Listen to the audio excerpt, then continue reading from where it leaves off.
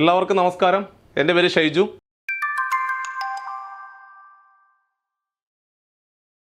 അപ്പോൾ നമുക്കറിയാം നമ്മുടെ പരീക്ഷ അടുത്തുകൊണ്ടിരിക്കുകയാണ്. ഓഗസ്റ്റ് 3-ാം തീയതി നമ്മുടെ പരീക്ഷ എന്ന് പറയുമ്പോൾ നിങ്ങൾക്കിനി പഠിക്കുവാൻ കിട്ടുന്നത് ഒരു മാസത്തെ സമയമാണ്. ഈ ഒരു മാസം നമ്മൾ എങ്ങനെയാണോ കൃത്യമായിട്ട് വിനിയോഗിക്കുന്നത് അതിൻ്റെ ഔട്ട്പുട്ടായിരിക്കും നമ്മൾ ഓഗസ്റ്റ് 3-ാം തീയതി പരീക്ഷ കഴിയുമ്പോൾ നമ്മളുടെ മുഖത്ത് സന്തോഷമായിട്ട് മാറുന്നത്. അപ്പോൾ അതുകൊണ്ട് ഈ ഒരു മാസം നിങ്ങൾ വളരെ ഭംഗിയായിട്ട് നല്ല രീതിയിൽ പ്രിപ്പയർ ചെയ്തുകൊണ്ട് മുമ്പോട്ട് പോവുക. നല്ലൊരു പരീക്ഷയായിട്ട് മാറും. 2025 നടക്കാൻ പോകുന്ന രണ്ടാമത് നടക്കാൻ പോകുന്ന ഈ CSEB ക്ലർക്ക് ക്യാഷ്യർ പരീക്ഷ ജീവിതത്തിലെ വലിയ മാറ്റങ്ങൾ കൊണ്ടുവന്ന ഒരു പരീക്ഷയായി മാറട്ടെ എന്ന് ആത്മാർത്ഥമായിട്ട് പ്രാർത്ഥിച്ചുകൊണ്ട് നമ്മൾ ഇന്നത്തെ ക്ലാസ്സിലെ നമുക്കറിയാം നമ്മൾ ഒരുപാട് വീഡിയോസ് ഇതിന് മുമ്പ് ചെയ്തിട്ടുണ്ട് മാത്സുമായിട്ട് ബന്ധപ്പെട്ട്. അതായത് മാത്സിനകത്ത് പുതിയ സിലബസ് പ്രകാരം ഏതൊക്കെ ചാപ്റ്ററുകളാണ് പഠിക്കേണ്ടത്, ഏതൊക്കെ രീതിയിലാണ് നിങ്ങൾ പഠിച്ചുകൊണ്ട് മുമ്പോട്ട് പോകേണ്ടത്, ഏതൊക്കെ ചോദ്യങ്ങൾക്ക് വലിയ പ്രാധാന്യം കൊടുക്കണം, ഏതൊക്കെ ടോപ്പിക്കുകൾക്ക് വലിയ പ്രാധാന്യം കൊടുക്കണം എന്ന് പറഞ്ഞുകൊണ്ട് നമ്മളൊരു 3-4 ക്ലാസ്സുകളും അതേപോലെ വെബിനാറും എല്ലാം നമ്മൾ ചെയ്തിട്ടുണ്ട്. അതെല്ലാം വരുന്ന പരീക്ഷയ്ക്ക് ഒരുപാട് ഉപകാരപ്പെടും. ആ രീതിയിൽ നിങ്ങൾ പഠിച്ചുകൊണ്ട് മുമ്പോട്ട് പോവുകയാണെങ്കിൽ ഈ പരീക്ഷ ക്ലിയർ ആയിട്ട് ക്രാക്ക് ചെയ്യുവാൻ സാധിക്കും. സാധാരണ നമ്മൾ ഒരു മത്സര പരീക്ഷ എഴുതുന്ന സമയത്ത് ആ ഒരു മത്സര പരീക്ഷയ്ക്ക് ഒരു നെഗറ്റീവ് മാർക്ക് ഉണ്ടാവും. പക്ഷേ ഇവിടെ നമുക്ക് ഏറ്റവും വലിയൊരു അഡ്വാൻറ്റേജ് എന്ന് പറഞ്ഞു കഴിഞ്ഞാൽ നെഗറ്റീവ് മാർക്ക് ഇല്ലാത്തൊരു പരീക്ഷയാണ്. നിങ്ങൾ ആ 100 ചോദ്യങ്ങൾ എഴുതാൻ പോകുന്ന സമയത്ത് നമ്മളൊരു 80-85 ചോദ്യങ്ങൾ കറക്റ്റായിട്ട് നമുക്ക് ആൻസർ കിട്ടണം. ആ രീതിയിൽ വേണം നമ്മൾ പ്രിപ്പയർ ചെയ്തുകൊണ്ട് മുമ്പോട്ട് പോകുവാൻ. ആ രീതിയിലുള്ള ഒരു പ്രിപ്പറേഷൻ സ്ട്രാറ്റജിയാണ് നമ്മൾ ഡെവലപ്പ് ചെയ്യേണ്ടത്. അത് നിങ്ങൾക്ക് ഇനിയും സമയം ഉണ്ടാകും എന്നുള്ള കാര്യം കൂടി ഓർമ്മപ്പെടുത്തുവാണ്.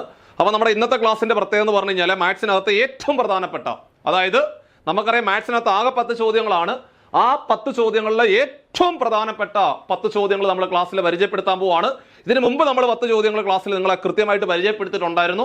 അതുപോലെ തന്നെ പല പല ടോപ്പിക്കുകൾ ക്ലാസ്സിൽ പരിചയപ്പെടുത്തിയിട്ടുണ്ടായിരുന്നു. അതേപോലെ തന്നെ നമ്മൾ ഇന്ന് വീണ്ടും നിങ്ങളുടെ മുമ്പിൽ വന്നിരിക്കുന്നത് ഏറ്റവും പ്രധാനപ്പെട്ട വളരെയധികം പ്രതീക്ഷയുള്ള 10 ചോദ്യങ്ങളാണ് നമ്മൾ ഇന്നത്തെ ക്ലാസ്സിൽ പരിചയപ്പെടുത്താൻ പോകുന്നത്. ഇതുപോലെ തുടർച്ചയായിട്ട് ഓരോ സെഷൻസ് നമ്മൾ ഉണ്ടാവും. ഇതെല്ലാം നിങ്ങൾ ഒരു ബുക്കിനകത്തേക്ക് ഭംഗിയായിട്ട് എഴുതി മുമ്പോട്ട് പോവുക. അപ്പോൾ നമുക്ക് ഒന്നാമത്തെ ചോദ്യത്തിലേക്ക് പതിയെ പോകാം. മക്കളെ, നമ്മുടെ ഒന്നാമത്തെ ചോദ്യം എന്ന് പറഞ്ഞു കഴിഞ്ഞാൽ അംശബന്ധം, അനുപാതം അല്ലെങ്കിൽ റേഷ്യോ ആൻഡ് പ്രൊപ്പോർഷൻ എന്ന് പറയുന്ന ചാപ്റ്ററുമായിട്ട് ബന്ധപ്പെട്ട ചോദ്യമാണ്. നമ്മൾ എപ്പോഴും കാണുന്ന ചോദ്യമാണ്. ഒരു ഇൻട്രൊഡക്ഷൻ്റെ ആവശ്യമൊന്നുമില്ല. നമ്മൾ എപ്പോഴും കാണുന്ന ചോദ്യമാണ്. ഇവിടെ കുഞ്ഞുങ്ങളെ A:B വില തന്നിട്ടുണ്ട്. അതേപോലെ B:C വിലയും തന്നിട്ടുണ്ട്. കണ്ടുപിടിക്കേണ്ടത് A:B:C എത്രട പിള്ളേരെ എന്നാണ് ചോദ്യം. A:B തന്നിട്ടുണ്ട്, B:C തന്നിട്ടുണ്ട്. കണ്ടുപിടിക്കേണ്ടത് A:B:C എത്ര എന്നാണ് ചോദ്യം. ചെയ്യേണ്ട പരിപാടി ഇത്രയേ ഉള്ളൂ. കണ്ടേ, നിങ്ങൾ എന്താണ് കണ്ടുപിടിക്കേണ്ടത്? A:B:C ആണ് കണ്ടുപിടിക്കേണ്ടത്. ചെയ്യേണ്ട പരിപാടി തന്നിരിക്കുന്ന ഓരോ സെറ്റ് അംശബന്ധങ്ങൾ ഓരോ റോയിൽ എഴുതുക, ഓരോ വരിയായിട്ട് എഴുതണം. അതായത് 7 അംശബന്ധം 9 അല്ലേ ആദ്യം തന്നിരിക്കുന്നത്. അപ്പൊ നിങ്ങൾ ആദ്യത്തെ വരിയിലെ 7, 9 എന്നങ്ങോട്ട് എഴുതണം. എല്ലാവർക്കും എഴുതിക്കൂടെ? അതായത് A വില 7 ആണ്, B വില 9 ആണ്. വൃത്തിയായിട്ട് എഴുതി വെച്ചു. അടുത്ത റോയിലെ അടുത്ത വരിയിലെ അടുത്ത സെറ്റ് റേഷ്യോ എഴുതി വെക്കുക. അടുത്ത സെറ്റ് റേഷ്യോ എന്ന് പറഞ്ഞാൽ 3:5 അല്ലേ? അപ്പൊ അടുത്ത റോയിലെ 3:5 എഴുതി വെക്കുക. അടുത്ത റോയിലാണ് എഴുതേണ്ടത്. അടുത്ത റോയിൽ എഴുതണം. B വില 3 ആണ്, B വില 3 ആണ്, B വില 3, C വില 5, C വില 5. കണ്ടോ? ഇങ്ങനെ നിങ്ങൾ ഫില്ല് ചെയ്യണം. ചെയ്ത പരിപാടി ഓരോ സെറ്റ് അംശബന്ധങ്ങൾ അല്ലെങ്കിൽ റേഷ്യോസ് ഓരോ വരിയായിട്ട് എഴുതി വെച്ചു. ഇനി നിങ്ങൾ നോക്കിക്കേ, ഫസ്റ്റ് റോയിലെ അവസാന നമ്പർ മിസ്സിംഗ് അല്ലേടാ? ഫസ്റ്റ് റോയിലെ അവസാനത്തെ നമ്പർ മിസ്സിംഗ് ആ. അതേപോലെ സെക്കൻഡ് റോയിലെ ഫസ്റ്റ് നമ്പർ മിസ്സിംഗ് അല്ലേ? ഫസ്റ്റ് റോയിലെ അവസാനത്തെ സംഖ്യ മിസ്സിംഗ് ആണ്. അതേപോലെ സെക്കൻഡ് റോയിലെ ആദ്യ സംഖ്യ മിസ്സിംഗ് ആണ്. മിസ്സായി പോയ നമ്പറിന് വേണ്ടിയിട്ട് ആ റോയിലെ ആ നമ്പറിന്റെ അടുത്തുള്ള സംഖ്യ എടുത്ത് എഴുതി വെക്കുക. ഒന്നുകൂടെ പറഞ്ഞേ, മിസ്സായി പോയ നമ്പറിന് വേണ്ടിയിട്ട് എന്താണ് ചെയ്യേണ്ടത്? മിസ്സായി പോയ നമ്പറിന് വേണ്ടിയിട്ട് ആ റോയിലെ ആ നമ്പറിന്റെ അടുത്തുള്ള സംഖ്യ എടുത്തെഴുതുക. അങ്ങനാണെങ്കിൽ മിസ്സായി പോയ നമ്പറിന്റെ അടുത്തുള്ള സംഖ്യ ഏതാ? 9 അല്ലേ? ആ 9 ഇവിടോട്ടങ്ങ് എഴുതുക. ആ റോയിലെ ആ നമ്പറിനോട് ചേർന്ന് നിൽക്കുന്നവനെ അവോട്ടങ്ങ് എഴുതുക. അത്രേ ഉള്ളൂ. അങ്ങനെയാണെങ്കിൽ ഇവിടെ നോക്കിയേ, ഇതിനോട് ചേർന്ന് നിൽക്കുന്നത് 3 അല്ലേ? ഇങ്ങോട്ടങ്ങ് എഴുതുക. അങ്ങനെ എല്ലാം ഭംഗിയായിട്ട് പൂർത്തിയായി. ഇനി നിങ്ങൾ ചെയ്യേണ്ടത് താഴോട്ട് ഗുണിക്കുക, താഴോട്ട് ഗുണിക്കുക, താഴോട്ട് ഗുണിക്കുക. അങ്ങനെയാണെങ്കിൽ എടാ 7ഉം 3ഉം കൂടെ ഗുണിച്ചാല് 21, 9ഉം 3ഉം കൂടെ ഗുണിച്ചാല് 27, 9ഉം 5ഉം കൂടെ ഗുണിച്ചാല് 45, 21, 27, 45 എന്ന് വരും. ഇവന്മാരെല്ലാവരും 3ന്റെ ഗുണിതങ്ങളല്ലേ? ഇവന്മാരെല്ലാവരും 3ന്റെ മൾട്ടിപ്പിൾ അല്ലേ? 3ന്റെ ഗുണിതങ്ങളാണെങ്കിൽ സ്വാഭാവികമായിട്ട് 3 കൊണ്ട് വെട്ടിച്ചെറുതാക്കണ്ടേ? 3 കൊണ്ട് വെട്ടിച്ചെറുതാക്കണം. 3 കൊണ്ട് വെട്ടുക എന്ന് പറഞ്ഞ അർത്ഥം 3 കൊണ്ട് ഹരിക്കുക, 3 കൊണ്ട് വെട്ടുക എന്ന് പറഞ്ഞ അർത്ഥം 3 കൊണ്ട് ഹരിക്കുക. അങ്ങനെയാണെങ്കിൽ 21നെ 3 കൊണ്ട് ഹരിച്ചാൽ 7 അല്ലേ? 27നെ 3 കൊണ്ട് ഹരിച്ചാൽ 9 അല്ലേ? 45നെ 3 കൊണ്ട് ഹരിച്ചാൽ 15 അല്ലേ? 15 3 45 അല്ലേ? അങ്ങനെയാണെങ്കിൽ ഉത്തരം 7 9 15, 7 9 15, 7 9 15, 7 9 15. ഉത്തരം ഓപ്ഷൻ സി ആയിരുന്നു അതിന്റെ റൈറ്റ് ആൻസർ. ഒന്നും കൂടെ പറയാം. 2ഓ 2-ലധികമോ റേഷ്യോസ് തന്നിട്ട് എല്ലാം കൂടെ മിക്സ് ചെയ്തുകൊണ്ട് ഒരൊറ്റ ഒരു റേഷ്യോ ആക്കാൻ പറഞ്ഞു കഴിഞ്ഞാല് തന്നിരിക്കുന്ന ഓരോ സെറ്റ് റേഷ്യോസ് ഓരോ വരിയായിട്ട് എഴുതുക, ഓരോ വരിയായിട്ട് എഴുതുക. മിസ്സായി പോയ നമ്പറിന് വേണ്ടിയിട്ട് ആ റോയിലെ ആ നമ്പറിന്റെ അടുത്തുള്ള സംഖ്യ എടുത്ത് എഴുതി വെക്കുക, താഴോട്ട് ഗുണിക്കുക. വെട്ടാൻ പറ്റുവാണെങ്കിൽ വെട്ടിച്ചെറുതാക്കുക, ഇല്ലെങ്കിൽ ആ സംഖ്യ ആൻസർ ആയിട്ട് പരിഗണിക്കുക. ഒന്നാമത്തെ ഉത്തരം ഓപ്ഷൻ സി ആയിരുന്നു ആൻസർ. രണ്ടാമത്തെ ചോദ്യം ദാ പിടിച്ചു. സ്ഥിരം ചോദ്യമാണ്. അതെ, ചോദ്യം ഇതാണ്. The ratio of the number of 1 rupee, 50 paise and 25 paise coins in the bag is 5 അംശബന്ധം 7 അംശബന്ധം 9, 5:7:9. If there are 430 rupees in total. അങ്ങനെയാണെങ്കിൽ 25 പൈസ കോയിന്റെ എണ്ണം എത്രടാ പിള്ളേരെ എന്നാണ് ചോദ്യം. അതായത് ഒന്നുമില്ലടാ, ഒരു ബാഗിനകത്ത്, ഒരു പേഴ്സിനകത്ത് കുറച്ച് 1 രൂപയുണ്ട്, കുറച്ച് 50 പൈസയുണ്ട്, കുറച്ച് 25 പൈസയുണ്ട്, കുറെ എണ്ണം ഉണ്ട്. ആ എണ്ണത്തിന്റെ അംശബന്ധം അല്ലെങ്കിൽ റേഷ്യോ എന്ന് പറഞ്ഞാല് 5/9 ആണ്. മൊത്തത്തില് 430 രൂപ മൊത്തത്തിലുണ്ട്. അങ്ങനെയാണെങ്കിൽ 25 പൈസ നാണയങ്ങളുടെ എണ്ണം എത്രടാ? 25 പൈസ കോയിന്റെ എണ്ണം എത്ര? 25 പൈസ നാണയങ്ങളുടെ എണ്ണം എത്ര എന്നാണ് ചോദ്യം. സ്ഥിരം ചോദ്യമാണ്. അപ്പൊ ഈ ചോദ്യം വന്നിരിക്കുന്നത്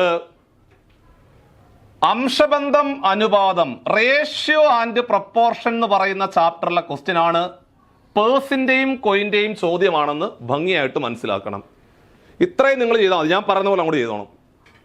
ഏതൊക്കെ കോയിനാ ഉള്ളത്?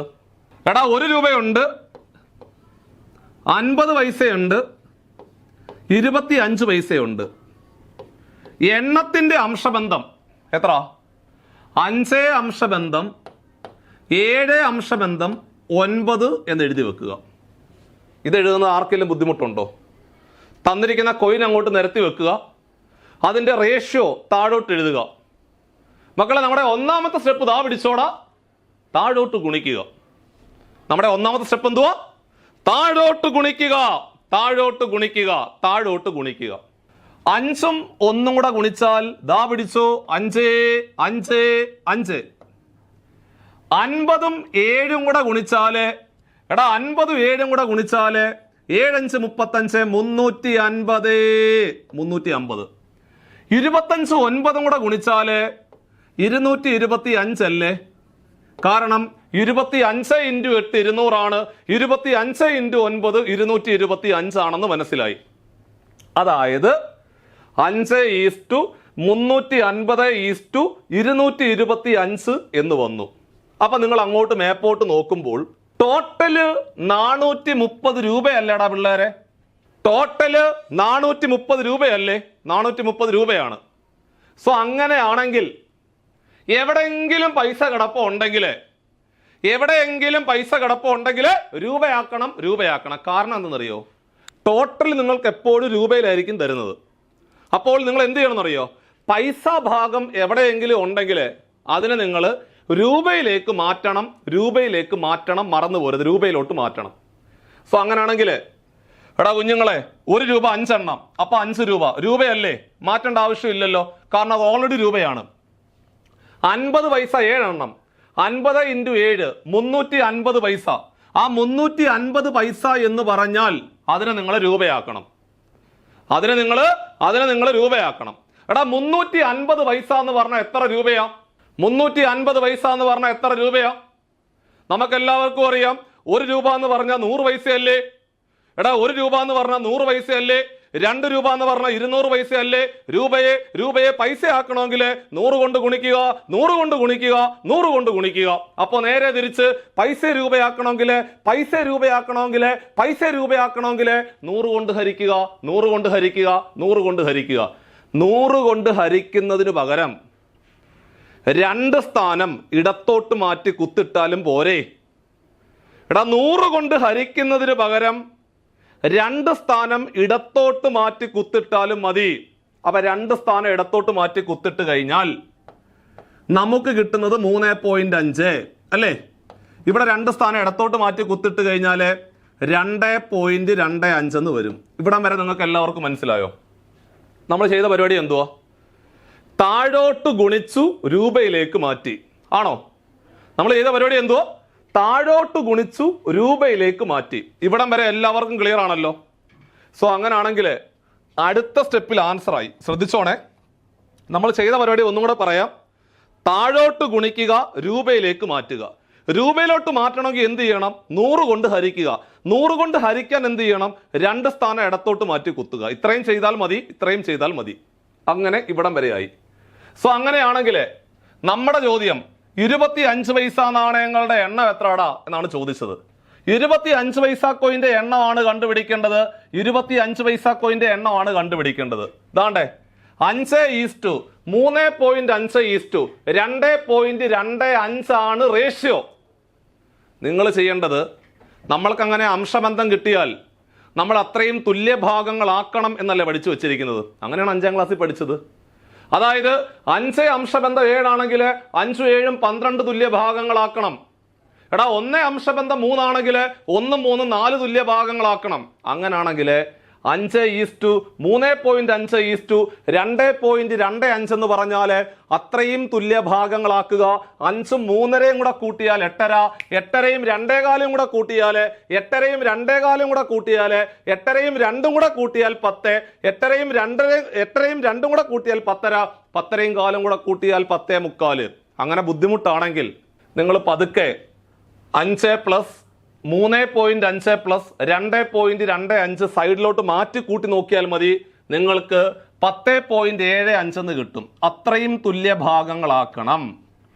അതിലെ 25 പൈസ കോയിന്റെ വാല്യൂ എത്ര?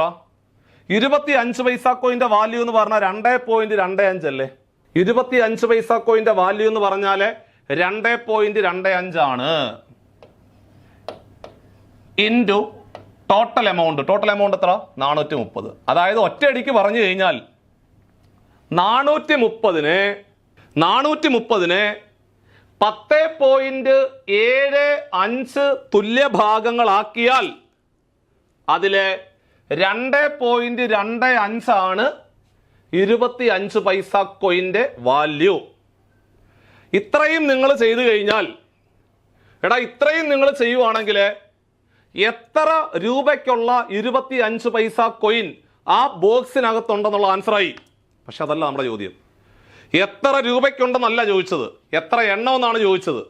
നമുക്കറിയാം നമ്മുടെ കയ്യിൽ കുറച്ച് 10 രൂപയ്ക്കുള്ള 25 പൈസ കോയിൻ ഉണ്ടെന്ന് കരുത്. എണ്ണം എത്ര എന്ന് ചോദിച്ചാൽ നമ്മൾ പറയും 1 രൂപ എന്ന് പറഞ്ഞാൽ 4 25 പൈസയാണ്. ഇപ്പൊ 10 രൂപയാണെങ്കിൽ 10 × 4 40 എണ്ണം ഉണ്ടെന്ന് പറയും. അപ്പൊ അങ്ങനാണെങ്കിൽ മൂല്യം കിട്ടിയാൽ എണ്ണം കണ്ടുപിടിക്കാൻ 25 പൈസ ആയതുകൊണ്ട് 4 കൊണ്ട് ഗുണിക്കുക, 4 കൊണ്ട് ഗുണിക്കുക, 4 കൊണ്ട് ഗുണിക്കുക. കണ്ടോ? അതായത് 10.75 തുല്യ ഭാഗങ്ങളാക്കിയതിലെ 25 പൈസ കോയിന്റെ വാല്യൂ എന്ന് പറഞ്ഞാൽ 2.25 ആണ്. ടോട്ടൽ 430. എണ്ണമാക്കാൻ 4 കൊണ്ട് ഗുണിക്കുക. ഇത്രേ ഉള്ളൂ പരിപാടി. സോ ഇനി നമുക്കിങ്ങോട്ട് പതുക്കെ ചെയ്യാം. അതായത് ഇത് നമ്മൾ ചെയ്തെടുത്താൽ മതി. താഴെ 2 ദശാംശ സ്ഥാനമുണ്ട്, മുകളിലും 2 ദശാംശ സ്ഥാനം ഉണ്ട്. അപ്പം പിന്നെ കുഴപ്പമില്ല, വേറൊന്നും കൊണ്ട് ഗുണിക്കേണ്ട ആവശ്യമില്ല. താഴെ മേളിൽ 100 കൊണ്ട് ഗുണിച്ചാൽ മതി, പ്രശ്നം തീരും. അപ്പോൾ എടാ താഴെ 100 കൊണ്ട് ഗുണിച്ചു കഴിഞ്ഞാൽ 10.75 എന്നുള്ളത് 1075 ആയിട്ട് മാറിയില്ലേ? മുകളിൽ 100 കൊണ്ട് ഗുണിച്ചാൽ 2.25 എന്നുള്ളത് 225 ആയിട്ട് മാറി. വേറെ ഒരു പ്രശ്നമില്ല, വേറെ ഒന്നും ബാലൻസ് ഇല്ല. ഇൻറ്റു 430 ഇൻറ്റു 4 എന്ന് വരും. ഇനി വെട്ടിക്കും. ദാണ്ടേ 1075ഉം 225ഉം നമുക്ക് 25 കൊണ്ട് വെട്ടാം. എടാ കുഞ്ഞുങ്ങളെ 25 കൊണ്ട് വെട്ടുക എന്ന് പറഞ്ഞ അർത്ഥം 25 കൊണ്ട് ഹരിക്കുക. അങ്ങനാണെങ്കിൽ 1075നെ 25 കൊണ്ട് ഹരിച്ചാൽ 25 4 100, 100ന്റെ ബാക്കി 3, 25 4 100, 100ന്റെ ബാക്കി 7, 75 ആയിട്ട് മാറി. 75 എന്ന് പറഞ്ഞ 25ന്റെ 3ാമത്തെ മൾട്ടിപ്പിൾ ആണ്. അതേപോലെ 25ന്റെ 9ാമത്തെ മൾട്ടിപ്പിൾ ആണ് 225. താഴെ കിടക്കുന്ന 43ഉം മുകളിൽ കിടക്കുന്ന 43ഉം കട്ടായി പോയി. പിന്നെ അവിടെ 10 ആയിട്ട് മാറി. 9 × 10 90. 90നെ 4 കൊണ്ട് ഗുണിച്ചാൽ 360. Final answer 360. ഓപ്ഷൻ ഡി ആയിരുന്നു അതിന്റെ ശരിയായിട്ടുള്ള ഉത്തരം. ഒന്നും കൂടെ പറഞ്ഞു തരാം. എടാ പേഴ്സിന്റെയും കോയിന്റെയും ചോദ്യമാണ് പരീക്ഷയ്ക്ക് ചോദിക്കുന്നതെങ്കിൽ കുറച്ച് നിലവാരമുള്ള ക്വസ്റ്റ്യൻ പേപ്പറാ. പേഴ്സിന്റെയും കോയിന്റെയും ചോദ്യമാണ് ചോദിക്കുന്നതെങ്കിൽ തന്നിരിക്കുന്ന കോയിൻ എഴുതുക, അതുപോലെ അതിന്റെ റേഷ്യോ എഴുതുക, താഴോട്ട് ഗുണിക്കുക, രൂപയിലേക്ക് മാറ്റുക. താഴോട്ട് ഗുണിക്കുക, രൂപയിലേക്ക് മാറ്റുക. രൂപയിലോട്ട് മാറ്റണമെങ്കിൽ 100 കൊണ്ട് ഹരിക്കുക, അല്ലെങ്കിൽ 2 സ്ഥാനം ഇടത്തോട്ട് മാറ്റി കുത്തുക. അത്രയും തുല്യ ഭാഗങ്ങളാക്കിയതിൽ 25 പൈസയാണെങ്കിൽ അതിന്റെ വാല്യൂ 2.25, അല്ലെങ്കിൽ 50 പൈസയാണെങ്കിൽ 3.5. അതൊക്കെയാണ് എപ്പോഴും ചോദിക്കുന്നത്. എന്നിട്ട് ടോട്ടൽ എമൗണ്ട് കൊണ്ട് ഗുണിക്കുക. 25 പൈസ ആയതുകൊണ്ട് 4 കൊണ്ട് ഗുണിക്കുക. 50 പൈസയാണെങ്കിൽ 2 കൊണ്ട് ഗുണിക്കുക. അങ്ങനെയാണെങ്കിൽ ഈ ചോദ്യം നിങ്ങൾ 50 പൈസ കോയിന്റെ എണ്ണം എത്ര എന്നുള്ള കാര്യം ഒന്ന് ചെയ്ത് കമന്റായിട്ടൊന്ന് ഇട്ടേക്ക് കേട്ടോ. അപ്പൊ നമുക്ക് 3ാമത്തെ ക്വസ്റ്റ്യനിലേക്ക് പോകാം. 3ാമത്തെ ചോദ്യം, interest on ₹3500 for 292 days at the rate of 5% per annum. അതായത് 3500 രൂപയാണ് ഡിപ്പോസിറ്റ് ചെയ്യുന്നത്. 292 ദിവസത്തേക്കാണ് ഡിപ്പോസിറ്റ് ചെയ്യുന്നത്. 5% റേറ്റ് ഓഫ് ഇൻട്രസ്റ്റ്. എടാ കുഞ്ഞുങ്ങളെ, ഇൻട്രസ്റ്റ് എത്ര, ഐ എത്ര, ഇൻട്രസ്റ്റ് എത്ര, ഐ എത്ര എന്നാണ് ചോദ്യം. അപ്പൊ നിങ്ങൾക്കൊരു സംശയം വരും, സാറേ ഇത് സാധാരണ പലിശയാണോ കൂട്ടുപലിശയാണോ? ഏത് പലിശയാണെന്ന് ക്വസ്റ്റ്യൻ പേപ്പറിനകത്ത് എടുത്തു പറഞ്ഞിട്ടില്ലെങ്കിൽ സ്വാഭാവികമായിട്ടും അത് എന്ത് പലിശയായിരിക്കും? സാധാരണ പലിശ ആയിരിക്കും. അപ്പൊ ഇത് സാധാരണ പലിശയാണ്, അതായത് സിമ്പിൾ ഇൻട്രസ്റ്റ് ആണ്. സാധാരണ പലിശ എന്ന് കേൾക്കുമ്പോഴേ നിങ്ങളുടെ മനസ്സിൽ ഒരു ഇക്വേഷൻ വന്നു കാണും. ഏതാണ് ആ equation? I is equal to PNR by 100. I is equal to PNR by 100. I is equal to PNR by 100. I is equal to PNR by 100. I ആണ് കണ്ടുപിടിക്കേണ്ടത്.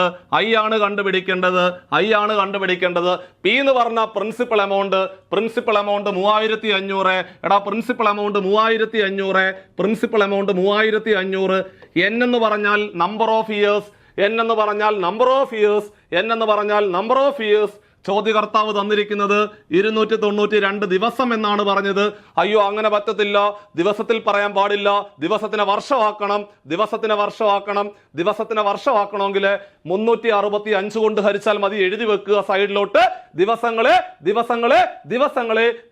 വർഷമാക്കണമെങ്കിൽ 365 കൊണ്ട് ഹരിക്കുക. മാസത്തിനെ വർഷമാക്കണമെങ്കിൽ 12 കൊണ്ട് ഹരിക്കുക. മറന്നുപോലെ. അപ്പോ ദിവസത്തിനെ വർഷമാക്കണമെങ്കിൽ 365 കൊണ്ട് ഹരിക്കുക. മാസത്തിനെ വർഷമാക്കണമെങ്കിൽ 12 കൊണ്ട് ഹരിക്കുക. മറന്നു പോരുത്. സോ അങ്ങനെയാണെങ്കിൽ ഇവിടെ ദിവസങ്ങൾ 292 ആണ്.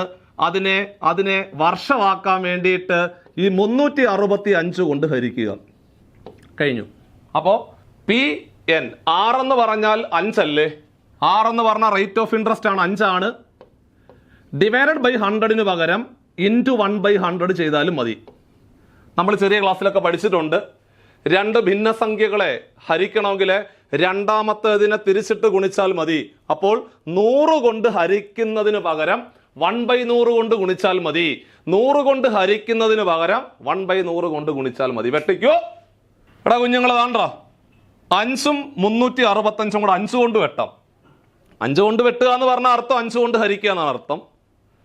365നെ 5 കൊണ്ട് ഹരിച്ചു കഴിഞ്ഞാല് 7 5 35, ശിഷ്ടം 1 5, 3 5 15, താഴെ 73 എന്ന് വരും. ഒന്നും കൂടെ പറയാം. നമ്മൾ 5 365 കൂടെ 5 കൊണ്ടാണ് വെട്ടിയത്. 5 കൊണ്ട് വെട്ടുക എന്ന് പറഞ്ഞ അർത്ഥം 5 കൊണ്ട് ഹരിക്കുക. 365നെ 5 കൊണ്ട് ഹരിച്ചാൽ 73 ആണ്. കഴിഞ്ഞു. എടാ 73ന്റെ 4ാമത്തെ മൾട്ടിപ്പിൾ അല്ലേ 292? അതായത് 73നെ 4 കൊണ്ട് ഗുണിച്ചാലല്ലേ 292 കിട്ടുന്നത്? അങ്ങനെയുള്ള നമ്പറല്ലേ സെറ്റ് ചെയ്യത്തുള്ളൂ. അങ്ങനെയാണ്. അപ്പൊ 73ന്റെ 4ാമത്തെ മൾട്ടിപ്പിൾ ആണ് 292 എന്ന് മനസ്സിലായി. താഴെ കിടക്കുന്ന 2 പൂജ്യങ്ങളും മുകളിൽ കിടക്കുന്ന 2 പൂജ്യങ്ങളും കട്ടായി പോയി. 35നെ 4 കൊണ്ട് ഗുണിക്കുക. 35നെ 4 കൊണ്ട് ഗുണിച്ച ആൻസർ ആയി. 35നെ 4 കൊണ്ട് ഗുണിച്ചു. 35നെ 4 കൊണ്ട് ഗുണിച്ചാൽ 140. 140 ആൻസർ ഓപ്ഷൻ എ ആയിരുന്നു ആൻസർ. അപ്പൊ ഒരു കാര്യം ശ്രദ്ധിച്ചോണം. I is equal to PNR by 100 ആണ് സിമ്പിൾ ഇൻട്രസ്റ്റ് കണ്ടുപിടിക്കാനുള്ള ഇക്വേഷൻ. അവിടെ n എന്ന് പറഞ്ഞാൽ നമ്പർ ഓഫ് ഇയേഴ്സ് ആണ്.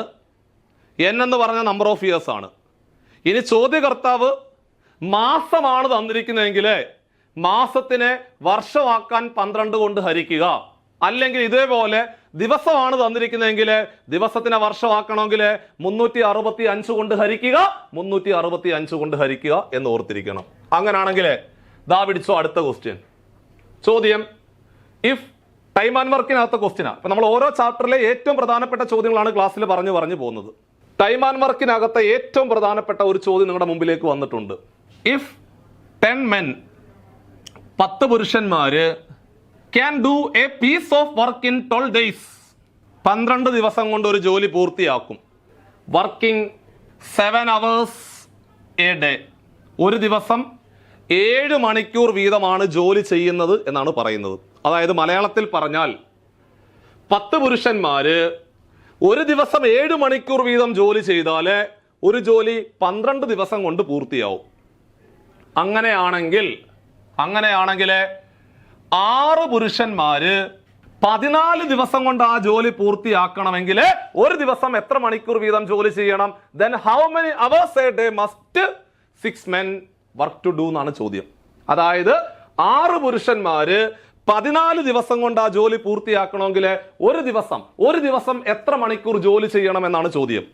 എടാ ക്വസ്റ്റ്യനകത്ത് ഒരു ദിവസം ചെയ്യുന്ന ജോലിയുടെ സമയം എടുത്തു പറയുന്നുണ്ടെങ്കിൽ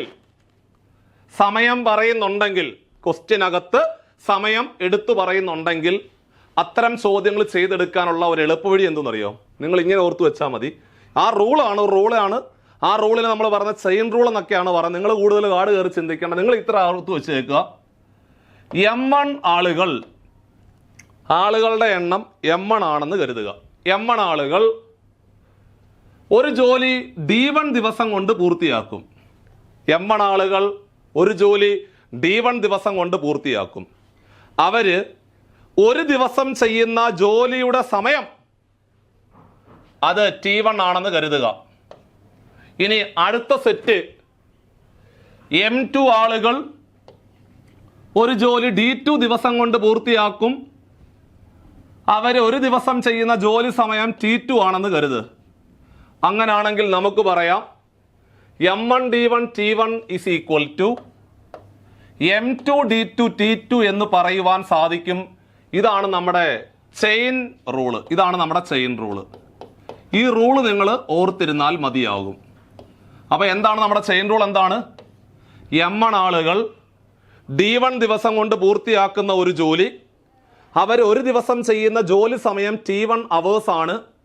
വേറെ കുറെ ആളുകൾ M2 ആളുകൾ D2 ദിവസം കൊണ്ട് ആ ജോലി പൂർത്തിയാക്കും.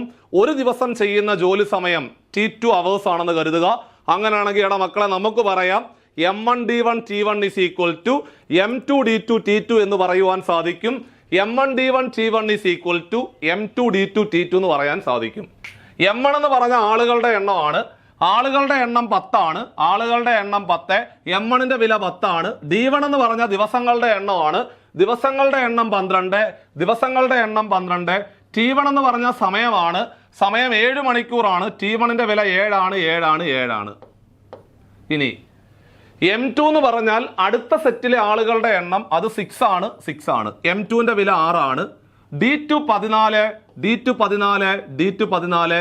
T2 ആണ് കണ്ടുപിടിക്കേണ്ടത്, സമയമാണ് കണ്ടുപിടിക്കേണ്ടത്, D2 ആണ് കണ്ടുപിടിക്കേണ്ടത്.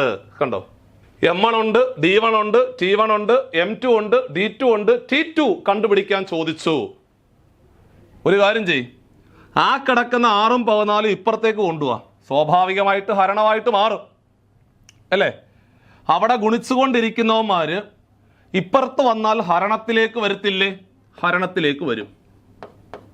കണ്ടോ, ഇപ്പൊ ഞാനിതങ്ങ് വെട്ടിക്കളഞ്ഞു. ഓക്കെ, 6ന്റെ രണ്ടാമത്തെ മൾട്ടിപ്പിൾ അല്ലേ 12? 6ന്റെ രണ്ടാമത്തെ ഗുണിതമല്ലേ 12? എടാ 7ന്റെ രണ്ടാമത്തെ മൾട്ടിപ്പിൾ അല്ലേ 14? 7ന്റെ രണ്ടാമത്തെ ഗുണിതമല്ലേ 14? രണ്ടും കട്ട് ചെയ്ത് കഴിഞ്ഞാല് T2 ദാ പിടിച്ചോ, ദേ പിടിച്ചോ, ദാ പിടിച്ചോ.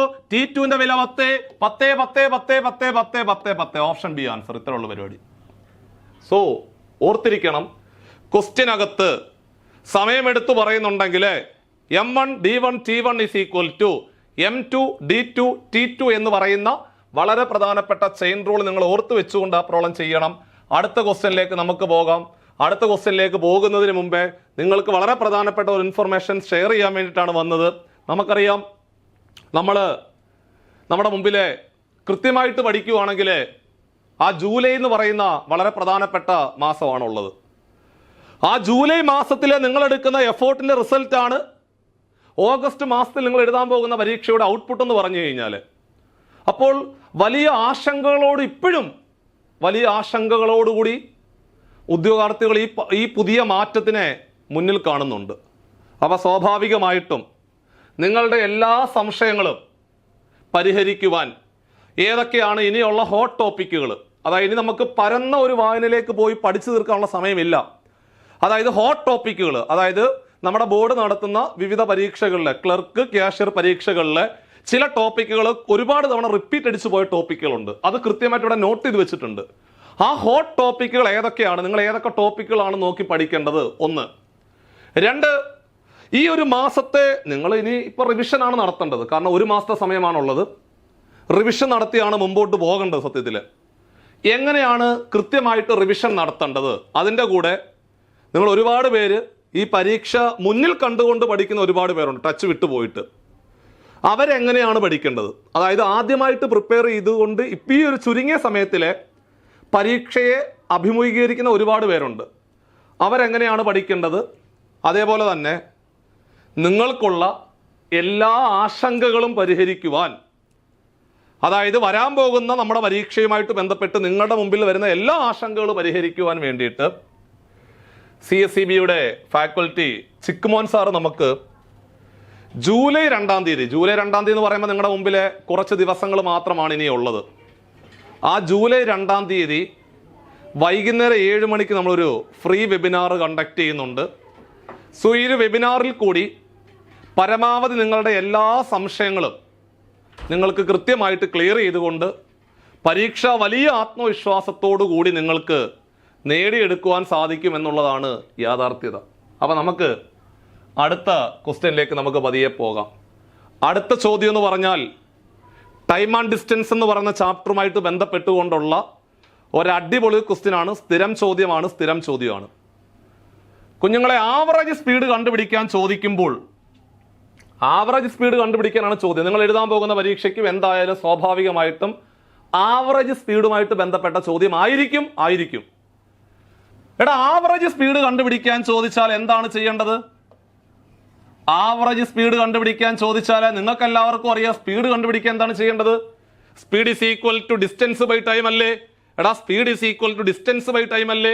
അങ്ങനെയാണെങ്കിൽ average speed is equal to total distance by total time എന്ന് ഓർത്തിരിക്കണം. എഴുതിയെടുത്തു. Total distance by total time is known as average speed. ഇത്രേ ഉള്ളൂ പരിപാടി. അതായത് സഞ്ചരിച്ച ആകെ ദൂരത്തിന് അതിനുവേണ്ടി എടുത്ത ആകെ സമയം കൊണ്ട് ഹരിക്കുക. ആകെ ദൂരം ബൈ ആകെ സമയം. അതിനെ പറയുന്ന പേരാണ് ശരാശരി വേഗത, അല്ലെങ്കിൽ ആവറേജ് സ്പീഡ് എന്ന് പറയും, ശരാശരി വേഗത എന്ന് പറയും. ഇനി സഞ്ചരിച്ച ദൂരം തുല്യമാണെങ്കിൽ, അതായത് ഒരുത്തൻ എ ഇന്ന് ബിയിലോട്ട് ഒരു വേഗതയിൽ പോയി. അതേ അവൻ തന്നെ ബിന്ന് എയിലോട്ട് വന്നു. അതായത് സഞ്ചരിച്ച ദൂരം തുല്യമല്ലേടാ, ഇവിടുന്ന് അങ്ങോട്ട് പോയി, അവൻ അവിടുന്ന് ഇങ്ങോട്ട് വന്നു. അങ്ങോട്ട് സഞ്ചരിച്ച ദൂരവും ഇങ്ങോട്ട് സഞ്ചരിച്ച ദൂരവും തുല്യമല്ലേ? ആണ്. അങ്ങനെ സഞ്ചരിച്ച ദൂരം തുല്യമാണെന്ന് കരുതുക. അങ്ങോട്ട് പോയി ഇങ്ങോട്ട് വന്നു. സഞ്ചരിച്ച ദൂരം തുല്യമായിരിക്കുകയും രണ്ട് സ്പീഡും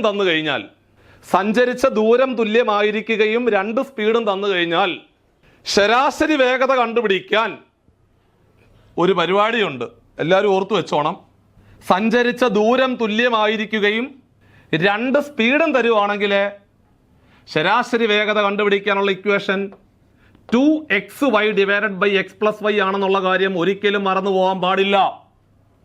സഞ്ചരിച്ച ദൂരം തുല്യം, രണ്ട് വേഗത.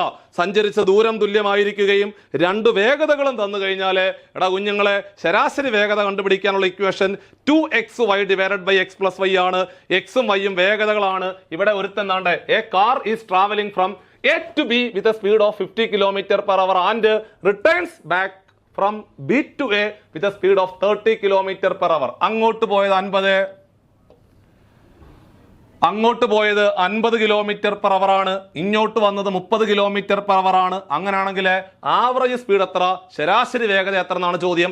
എക്സിന്റെ വില 50, എക്സിന്റെ വില 50, എക്സിന്റെ വില 50, വൈയുടെ വില 30, വൈയുടെ വില 30, വൈയുടെ വില 30. ആ എക്സും വൈയും കൂടെ കൂട്ടിക്കൂ. എക്സിന്റെ വില 50, വൈയുടെ വില 30. 50 30 കൂടെ കൂട്ടിയാൽ 80. 0 0 കട്ടായി പോയി. 2ഉം 8ഉം കൂടെ വെട്ടിയാൽ 2ന്റെ നാലാമത്തെ മൾട്ടിപ്പിൾ ആണ് 8. 2ന്റെ നാലാമത്തെ മൾട്ടിപ്പിൾ ആണ് 8 എന്ന് മറന്നു പോരുത്. അതേപോലെ 54 കൂടെ 2 കൊണ്ട് വെട്ടാം. 2 കൊണ്ട് വെട്ടുക എന്ന് പറഞ്ഞ അർത്ഥം 2 കൊണ്ട് ഹരിക്കുക. 2 കൊണ്ട് വെട്ടുക എന്ന് പറഞ്ഞ അർത്ഥം 2 കൊണ്ട് ഹരിക്കുക. 50നെ 2 കൊണ്ട് ഹരിച്ച 25, 50നെ 2 കൊണ്ട് ഹരിച്ച 25, 4നെ 2 കൊണ്ട് ഹരിച്ച 2, 4നെ 2 കൊണ്ട് ഹരിച്ച 2. ഇനി ഒന്നുമില്ല, 25 3 കൂടെ ഗുണിക്കുക. എടാ 25 3 കൂടെ ഗുണിച്ചാല് 25 3 കൂടെ ഗുണിച്ച 75, 75/2 എന്ന് വരും. 75ന്റെ പകുതി എടുക്കുക. 75ന്റെ പകുതി എല്ലാവർക്കും അറിയാം. 75ന്റെ പകുതി 37.5 ആണ്. 75ന്റെ പകുതി എടുക്കണം. 25 × 3 75. ആ 75ന്റെ പകുതി 37.5 ആയിരുന്നു അതിന്റെ ശരിയായിട്ടുള്ള ഉത്തരം. ബാക്കിയുള്ള പ്രധാനപ്പെട്ട കാര്യങ്ങളെല്ലാം നിങ്ങൾ നോക്കിക്കൊണ്ട് പോകണം.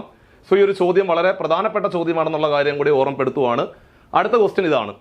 അടുത്ത ചോദ്യം ടൈം ആൻഡ് വർക്കുമായിട്ട് ബന്ധപ്പെട്ടുകൊണ്ടുള്ള, ടൈം ആൻഡ് ഡിസ്റ്റൻസുമായിട്ട് ബന്ധപ്പെട്ടുകൊണ്ടുള്ള വളരെ വളരെ പ്രധാനപ്പെട്ട മറ്റൊരു ചോദ്യം. അപ്പോൾ ടൈം ആൻഡ് ഡിസ്റ്റൻസിനകത്ത് നമ്മൾ പ്രതീക്ഷിക്കുന്ന ഒരു ചോദ്യം എന്ന് പറഞ്ഞാൽ average സ്പീഡാണ്.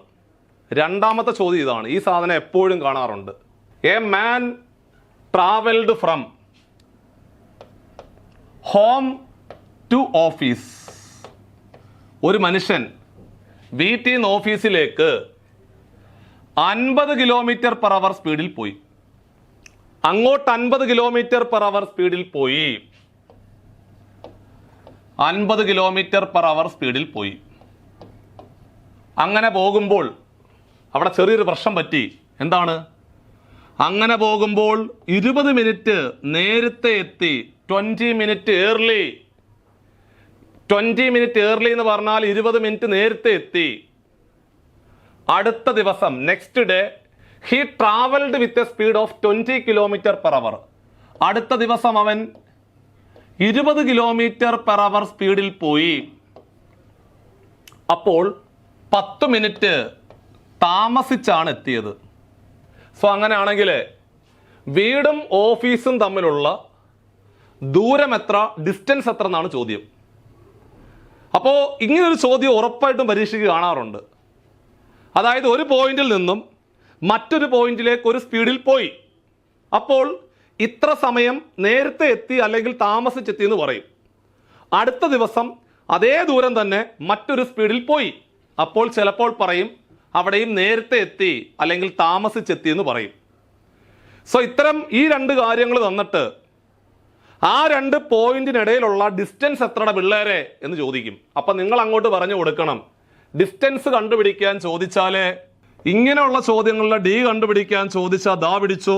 D is equal to S1 × S2. സ്പീഡുകൾ തമ്മിൽ ഗുണിക്കുക, സ്പീഡുകൾ തമ്മിൽ കുറയ്ക്കുക. സ്പീഡുകൾ തമ്മിൽ ഗുണിക്കുക ഡിവൈഡഡ് ബൈ സ്പീഡുകൾ തമ്മിൽ കുറയ്ക്കുക എന്നിട്ട് ഇൻറ്റു ടി എന്ന് ഓർത്തിരിക്കുക. അപ്പം നിങ്ങൾ എന്നോട് ചോദിക്കും, സാറേ ഈ ക്വസ്റ്റിനകത്ത് 2 സ്പീഡ് തന്നിട്ടുണ്ടല്ലോ. ഉണ്ടടാ, 2 സ്പീഡുണ്ട്.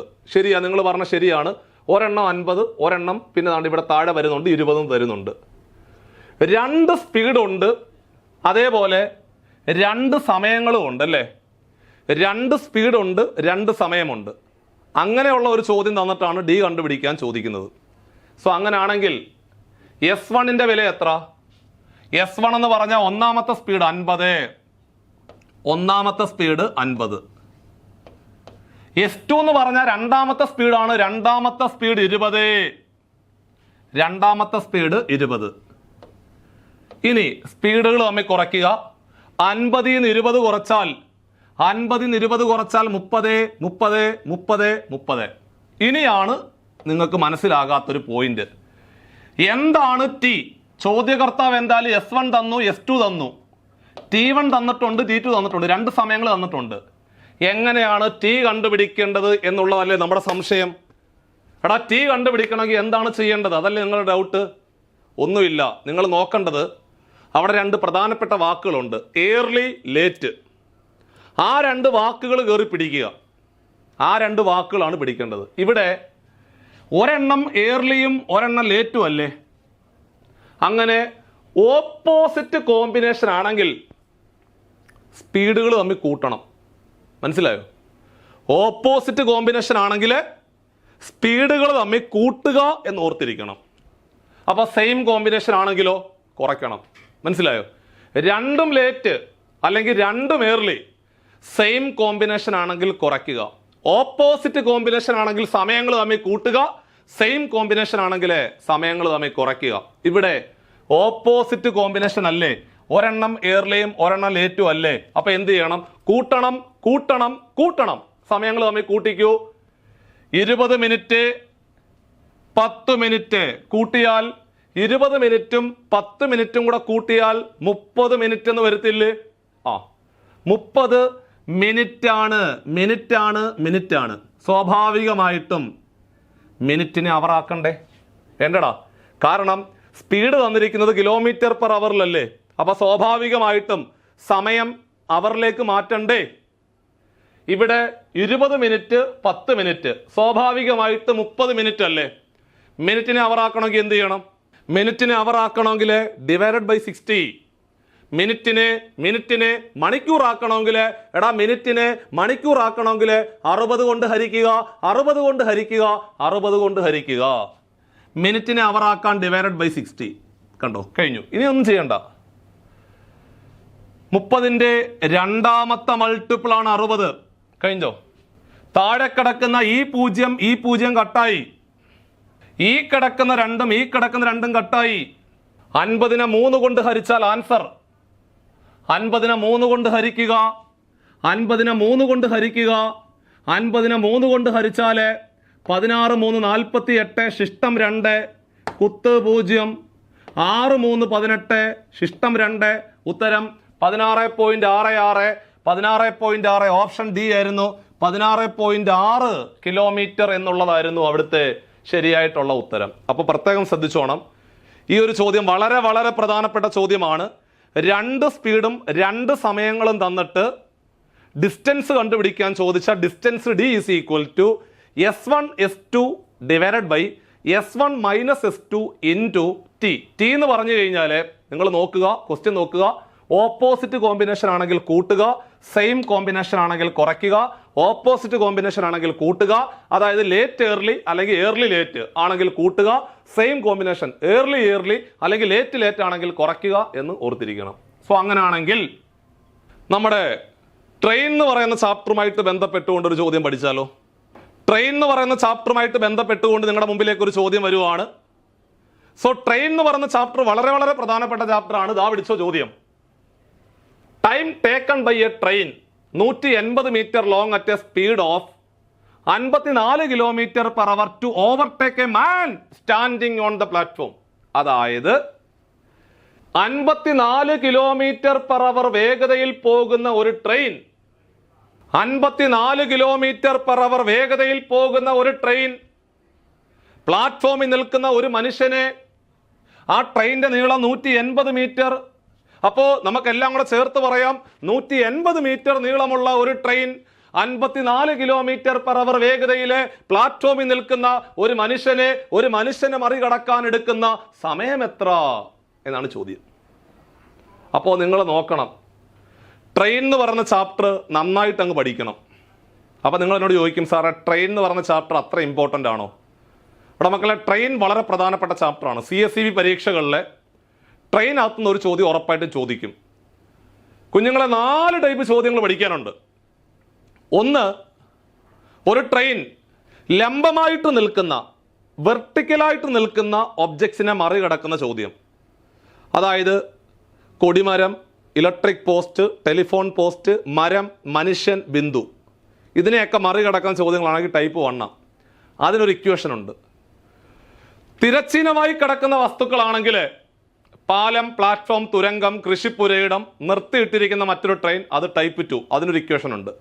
2 ട്രെയിനുകൾ ഓപ്പോസിറ്റ് ഡയറക്ഷനിൽ സഞ്ചരിക്കുന്നു എന്ന് കേട്ട ടൈപ്പ് 3, അതിന് ഇക്വേഷൻ ഉണ്ട്. 2 ട്രെയിനുകൾ ഒരേ ദിശയിൽ സഞ്ചരിക്കുന്നു എന്ന് കേട്ടാൽ അത് ടൈപ്പ് 4, അതിനും ഇക്വേഷൻ ഉണ്ട്. ഇവിടെ പ്ലാറ്റ്ഫോം എന്ന് കാണുമ്പോൾ നിങ്ങളുടെ മനസ്സിൽ ടൈപ്പ് 2 എന്ന് തോന്നും, പക്ഷേ തെറ്റാണ്. പ്ലാറ്റ്ഫോമിൽ നിൽക്കുന്ന മനുഷ്യനെയാണ് മറികടക്കുന്നത്, അതുകൊണ്ട് ടൈപ്പ് 1 ആണ്. ആ മനുഷ്യനെയാണ് മറികടക്കുന്നത്, ടൈപ്പ് 1 ആണ്. ടൈപ്പ് 1 ആണെങ്കിൽ equation speed is equal to ഓരോന്നിനും ഇക്വേഷൻ ഉണ്ട്, കാണാതെ പഠിച്ചോണം എല്ലാം.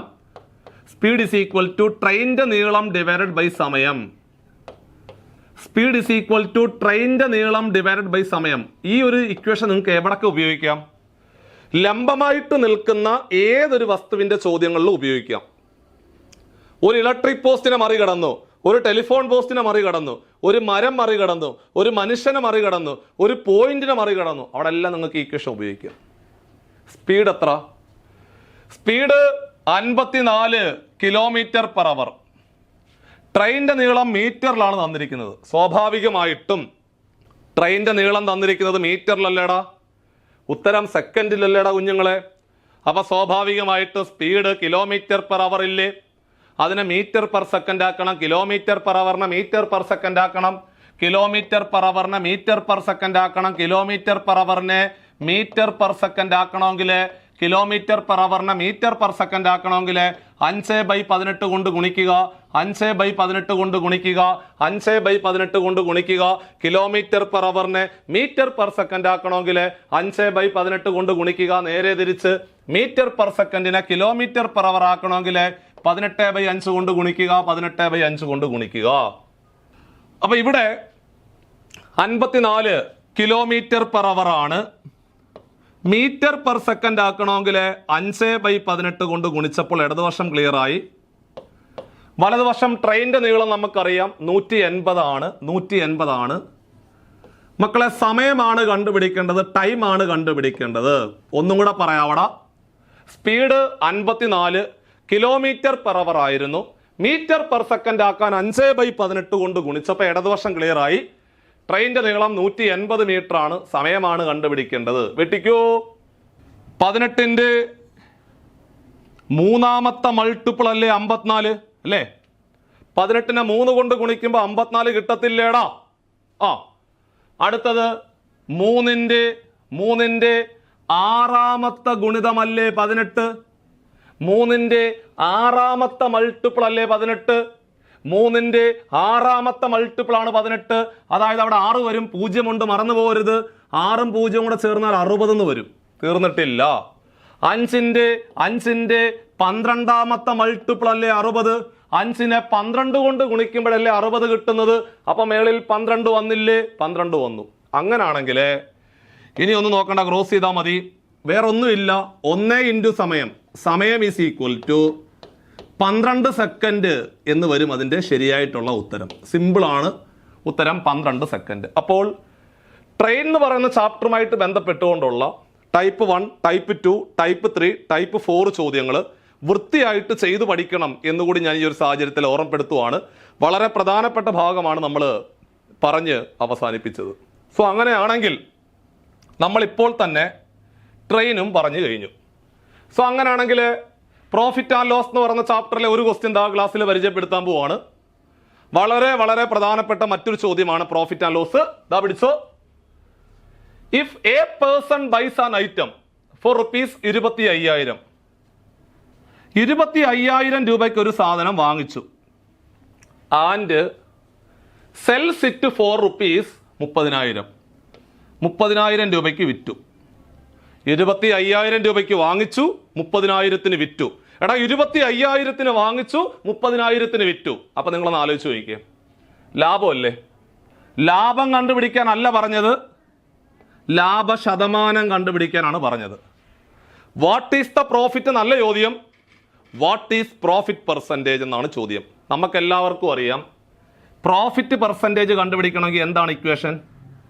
പ്രോഫിറ്റ് പെർസെൻറ്റേജ് കണ്ടുപിടിക്കണമെങ്കിൽ profit into 100 divided by CP അല്ലേ? എല്ലാവരും പഠിച്ചു വെച്ച ഇക്വേഷൻ അല്ലേ? ലാഭശതമാനം കാണണമെങ്കിൽ ലാഭത്തിനെ 100 കൊണ്ട് ഗുണിക്കുക, ഡിവൈഡഡ് ബൈ വാങ്ങിയ വില, CP കോസ്റ്റ് പ്രൈസ് വാങ്ങിയ വില. ഇനി 25,000 വാങ്ങിച്ചു, 30,000 വിറ്റത്. അപ്പൊ നിങ്ങളൊന്ന് ആലോചിച്ച് നോക്കിക്കേ, 25,000 വാങ്ങിച്ചിട്ട് 30,000 വിറ്റ് കഴിഞ്ഞാൽ സ്വാഭാവികമായിട്ടും 5,000 രൂപ ലാഭം കിട്ടിയില്ലേ? 25,000 വാങ്ങിച്ചത്, 30,000 വിറ്റു. 25,000 വാങ്ങിച്ചിട്ട് 30,000 വിറ്റാൽ സ്വാഭാവികമായിട്ടും 5,000 രൂപയാണ് ലാഭം കിട്ടിയത്. അപ്പൊ ലാഭം എത്ര എന്ന് ചോദിച്ചാല് 5,000 ആണ്. ലാഭം 5,000 ആണ്. ലാഭത്തിനെ 100 കൊണ്ട് ഗുണിക്കുക, ലാഭത്തിനെ 100 കൊണ്ട് ഗുണിക്കുക, ഡിവൈഡഡ് ബൈ CP. CP എന്ന് പറഞ്ഞാൽ വാങ്ങിയ വില.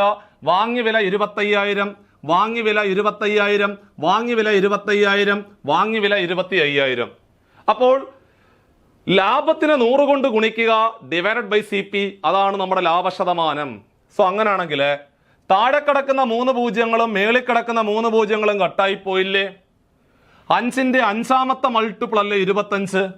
100നെ 5 കൊണ്ട് ഹരിച്ചാല്, 100നെ 5 കൊണ്ട് ഹരിച്ചാല് ഉത്തരം 20% ലാഭമായിരുന്നു. 20% ലാഭമായിരുന്നു അതിന്റെ ഉത്തരം എന്ന് നമുക്ക് പറഞ്ഞ് അവസാനിപ്പിക്കാൻ സാധിച്ചു.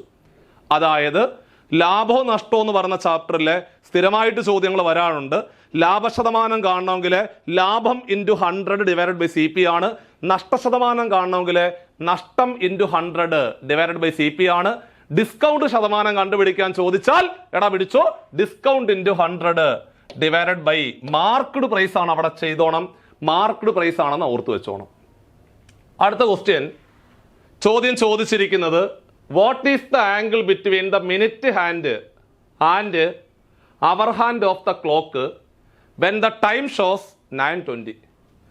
9:20 എന്ന് പറയുന്ന സമയത്ത് ക്ലോക്കില് മിനിറ്റ്, മണിക്കൂർ സൂചികൾക്കിടയിലെ ആംഗിൾ എത്ര, കോണെത്ര, ആംഗിൾ എത്ര എന്നാണ് ചോദ്യം. നമ്മൾ ക്ലോക്ക് നന്നായിട്ട് പഠിച്ചതാണ്. ഇതിന് മുമ്പ് നമ്മൾ വീഡിയോ ചെയ്തിട്ടുണ്ട് ക്ലോക്കുമായിട്ട് ബന്ധപ്പെട്ടുകൊണ്ട്. സോ ഒന്നുമില്ലടാ, ക്ലോക്കിനകത്ത് നിന്ന് ആംഗിൾ കണ്ടുപിടിക്കാനായിരിക്കും ചോദിക്കുന്നത്, അത് ഉറപ്പാണ്. സോ ക്ലോക്കിന്റെ ആംഗിൾ കണ്ടുപിടിക്കാൻ ചോദിച്ചാൽ ഇക്വേഷൻ 30H മൈനസ് 11/2 m ആണ് ഇക്വേഷൻ. ഓർത്ത് വെച്ചോണം, 30H മൈനസ് 11/2 m ആണ്. 30H മൈനസ് 11/2 m ആണ്. 30H മൈനസ് 11/2 m ആണ്. 30H മൈനസ് 11/2 m ആണ്. H എന്ന് പറഞ്ഞാൽ അവർ ഹാൻഡ് നമ്പർ ആണ്. അവർ ഹാൻഡ് നമ്പർ 9 ആണ്. അപ്പോൾ 30 × 9 മൈനസ് 11/2 ഇൻറ്റു m എന്ന് പറഞ്ഞാൽ മിനിറ്റ് ഹാൻഡ് നമ്പർ ആണ്. മിനിറ്റ് ഹാൻഡ് നമ്പർ 20 ആണ്. മിനിറ്റ് ഹാൻഡ് നമ്പർ 20 ആണ്. മിനിറ്റ് ഹാൻഡ് നമ്പർ 20 ആണ്. മിനിറ്റ് ഹാൻഡ് നമ്പർ 20 ആണ്. ദാ പിടിച്ചോ, 2ഉം 10ഉം കൂടെ വെട്ടിയാൽ 2ന്റെ 10ാമത്തെ മൾട്ടിപ്പിൾ ആണ് 20. 2ന്റെ 10ാമത്തെ മൾട്ടിപ്പിൾ ആണ് 20. 2നെ 10 കൊണ്ട് ഗുണിക്കുമ്പോഴാണ് 20 കിട്ടുന്നത്. 2ന്റെ 10ാമത്തെ മൾട്ടിപ്പിൾ ആണ് 20. എടാ 30ഉം 9ഉം കൂടെ ഗുണിച്ചാൽ 3 9 27 270 ആണ് വരുന്നത്. മൈനസ് 11ഉം 10ഉം കൂടെ ഗുണിച്ചാൽ 110 വരും. 270ൽ നിന്ന് 110 കുറച്ചാല് 270 110 കുറച്ചാല് ദാ പിടിച്ചോ ആൻസർ 160. ക്ലോക്കിന്റെ കോണളവ് കണ്ടുപിടിക്കാനുള്ള ഇക്വേഷൻ 30H മൈനസ് 11/2 m ആണ്. 30H മൈനസ് 11/2 ആണ്. H എന്ന് പറഞ്ഞ അവർ ഹാൻഡ് നമ്പർ ആണ്, M എന്ന് പറഞ്ഞ മിനിറ്റ് ഹാൻഡ് നമ്പർ ആണ്. സോ അങ്ങനെയാണെങ്കിൽ നമ്മുടെ മറ്റൊരു പ്രധാനപ്പെട്ട ചോദ്യം കൂടി ക്ലാസ്സിൽ പരിചയപ്പെടുത്തുവാണ്. കലണ്ടറുമായിട്ട് ബന്ധപ്പെട്ട ചോദ്യമാണ്, സ്ഥിരം ചോദ്യമാണ്. കലണ്ടറിനകത്ത് നിന്ന് ചോദ്യങ്ങൾ സ്ഥിരമായിട്ട് ചോദിക്കാറുണ്ട്. അതിൽ ഏറ്റവും പ്രധാനപ്പെട്ട ചോദ്യമാണ് ക്ലാസ്സിൽ പരിചയപ്പെടുത്തുന്നത്. അതായത് 1992 ജനുവരി 13 തിങ്കളാഴ്ചയാണെങ്കിൽ 1992 ജനുവരി 13 തിങ്കളാഴ്ചയാണെങ്കിൽ 1992 ജൂലൈ 30 ഏത് ദിവസം? ഇതാണ് ചോദ്യം. 1992 ജനുവരി 13 തിങ്കളാഴ്ചയാണെങ്കിൽ 1992 ജൂലൈ 30 ഏത് ദിവസമാണെന്നാണ് ചോദ്യം. നിങ്ങൾ ചെയ്യേണ്ട പരിപാടി തന്നിരിക്കുന്ന ദിവസത്തിന് ശേഷമുള്ള ദിവസങ്ങൾ കൗണ്ട് ചെയ്യണം. തന്നിരിക്കുന്ന ദിവസത്തിന് ശേഷമുള്ള ദിവസങ്ങൾ കൗണ്ട് ചെയ്യണം. തന്നിരിക്കുന്ന ദിവസത്തിന് ശേഷമുള്ള ദിവസങ്ങൾ കൗണ്ട് ചെയ്യുക. എടാ കുഞ്ഞുങ്ങളെ, ജനുവരിയിലെ മൊത്തം 31 ദിവസമാണുള്ളത്. ജനുവരിയിലെ മൊത്തം 31 ദിവസമാണുള്ളത്. ജനുവരിയിലെ മൊത്തം 31 ദിവസം. അതിൽ ആദ്യത്തെ 13 വേണ്ട വേണ്ട വേണ്ട വേണ്ട, നമുക്കതിന് ശേഷമുള്ളതാണ് വേണ്ടത്. തന്നിരിക്കുന്ന ദിവസത്തിന് ശേഷമുള്ളത് വേണം. 31 മൊത്തം ഉള്ളത്. 31 13 പോയാല് 31 13 പോയാല് 31 13 പോയാൽ 18 18 18. അപ്പൊ ജനുവരി സെറ്റ്. ഫെബ്രുവരി 28 വരാം, അല്ലെങ്കിൽ 29 വരാം. 28 വരാം, അല്ലെങ്കിൽ 29 വരാം. ലീപ്പ് ഇയർ ആണെങ്കിൽ 29, സാധാരണ വർഷമാണെങ്കിൽ 28. 1992 എന്ന് പറയുന്ന വർഷം ലീപ്പ് ഇയർ ആണ്. കാരണം ഒരു വർഷത്തിനെ 4 കൊണ്ട് പൂർണ്ണമായിട്ട് ഹരിക്കാൻ പറ്റുവാണെങ്കിൽ അത് ലീപ്പ് ഇയർ ആണ്. 1992 എന്ന് പറയുന്ന വർഷം 4 കൊണ്ട് പൂർണ്ണമായിട്ട് ഹരിക്കാൻ പറ്റും എന്നുള്ളത് കൊണ്ട് അതിനെ ലീപ്പ് ഇയർ ആയിട്ട് പരിഗണിക്കുക. അതിവർഷമാണ്. അപ്പോൾ 29. ഒരു വർഷത്തിനെ പൂർണ്ണമായിട്ട് 4 കൊണ്ട് ഹരിക്കാൻ പറ്റുവാണെങ്കിൽ അത് അതിവർഷമായിരിക്കും, അല്ലെങ്കിൽ സാധാരണ വർഷമായിരിക്കും, അല്ലെങ്കിൽ സാധാരണ വർഷമായിരിക്കും. അപ്പോൾ ഫെബ്രുവരി 29, മാർച്ച് സ്വാഭാവികമായിട്ട് 31, ഏപ്രിൽ 30, മെയ് 31. അടുത്ത ഏതാ? ജൂൺ അല്ലേ? ജൂൺ 30. ജൂലൈയിലും ഓഗസ്റ്റിലും 31 ദിവസമുണ്ട്. നിങ്ങൾ കൈമടക്കി നോക്കിയാൽ മതി. ജനുവരി, ഫെബ്രുവരി, March, April, May, June, July. July 31. July കഴിഞ്ഞാൽ ഓഗസ്റ്റ് അങ്ങോട്ട് എണ്ണണം. അപ്പൊ ജൂലൈ 31, ഓഗസ്റ്റ് 31, അപ്പൊ സെപ്റ്റംബർ 30, ഒക്ടോബർ 30. അങ്ങനെയാ പോകേണ്ടത് കേട്ടോ. അല്ലെങ്കിൽ നമ്മുടെ മനസ്സിൽ ഇങ്ങനെ 31 30 31 30, അപ്പൊ ജൂലൈ 31 ആണെങ്കിൽ ഓഗസ്റ്റ് 30 അങ്ങ് ചിന്തിക്കും നമ്മൾ. തെറ്റാണ്. ജൂലൈയിലും ഓഗസ്റ്റിലും തുടർച്ചയായിട്ട് 31 ദിവസമുണ്ട്. അത് നിങ്ങളുടെ മനസ്സിൽ എപ്പോഴും ഉണ്ടാവണം കേട്ടോ. അപ്പൊ തൽക്കാലം എന്താണ്, ഞാൻ ഇവിടം വരെ ചാടി. ജനുവരി, ഫെബ്രുവരി, മാർച്ച്, ഏപ്രിൽ, മെയ്, ജൂൺ വരെയായി. ജൂലൈയിലെ 31 ദിവസം ഉണ്ട്. പക്ഷേ കണ്ടുപിടിക്കേണ്ടത് എന്തുവാ? ജൂലൈ 30 അല്ലേ? അപ്പൊ അവിടം വരെ എടുത്താൽ മതി. അപ്പൊ ഞാൻ ഒന്നുകൂടെ പറയാം. തന്നിരിക്കുന്ന ദിവസത്തിന് ശേഷമുള്ള ദിവസം മുതൽ കണ്ടുപിടിക്കേണ്ട ദിവസം വരെ കൗണ്ട് ചെയ്യണം. അതാണ് ചെയ്യേണ്ടത്. അപ്പൊ തന്നത് 13 ആണെങ്കിൽ അത് കളയണം. 31 13 പോയാൽ 18 കണ്ടോ? അങ്ങനെയാ 18 എടുത്തത്. ഫെബ്രുവരി തെറ്റാൻ ചാൻസ് ഉണ്ട്. കാരണം 28 29 വരാം. ലീപ്പ് ഇയർ ആയതുകൊണ്ട് 29. 4 കൊണ്ട് പൂർണ്ണമായിട്ട് ഹരിക്കാൻ പറ്റുവാണ് ലീപ്പ് ഇയറാ. അതൊക്കെ ഓർത്ത് വെച്ചോണം. March, April, May, June, July. ഇനി ഈ ഓരോ സംഖ്യയെ 7 കൊണ്ട് ഹരിക്കുക, ശിഷ്ടം എഴുതുക. അതാണ് ചെയ്യേണ്ടത്. എന്താണ് ചെയ്യേണ്ടത്? ഓരോ സംഖ്യയെ 7 കൊണ്ട് ഹരിക്കുക, ശിഷ്ടം എടുക്കുക. ഓരോ സംഖ്യയെ 7 കൊണ്ട് ഹരിക്കുക, ശിഷ്ടം എടുക്കുക. ഓരോ സംഖ്യയെ 7 കൊണ്ട് ഹരിക്കുക, ശിഷ്ടം എടുക്കുക. 18നെ 7 കൊണ്ട് ഹരിച്ച ശിഷ്ടം എത്ര? 2 7 14, ശിഷ്ടം 4. 29 ആണെങ്കിൽ 4 7 28, ശിഷ്ടം 1. 31 ആണെങ്കിൽ 4 7 28, ശിഷ്ടം 3. 30 ആണെങ്കിൽ 4 7 28, ശിഷ്ടം 2. അപ്പൊ 31 വരുന്നിടത്തൊക്കെ നിങ്ങൾ 3 അങ്ങ് എഴുതി വെക്കുക. 30 വരുന്നിടത്തൊക്കെ 2 എഴുതി വെക്കുക. കണ്ടോ? ഇത്രേ ഉള്ളൂ പരിപാടി. അപ്പൊ നിങ്ങൾ അതങ്ങ് കാണാതെ പഠിച്ചു വെക്കുക. എന്തായാലും മാസങ്ങൾ ഒന്നുകിൽ 31 അല്ലേ 30 അല്ലേ? 31 വന്നാൽ 3, 30 ആണെങ്കിൽ 2 അങ്ങ് കാണാതെ പഠിച്ചു വെക്കുക. ഇനി നിങ്ങൾ ചെയ്യേണ്ടത്, എവിടെയെങ്കിലും 7ന്റെ മൾട്ടിപ്പിൾ 7 വരുന്നുണ്ടെങ്കിൽ അങ്ങ് വെട്ടിക്കളയണം. ഒരു അടിപൊളി പരിപാടിയാണ്. 7 വരുന്നതൊക്കെ അങ്ങ് വെട്ടിക്കളയുക. അതായത് എടാ കുഞ്ഞുങ്ങളെ, ഈ 4 ഈ 3 കൂടെ കൂട്ടി 7 അല്ലേ, അതങ്ങ് കളയണം. ഓക്കെ ആണോ? 2 കൂടെ കൂട്ടിയ 4, 4 3 കൂട്ടിയ എത്ര? 7.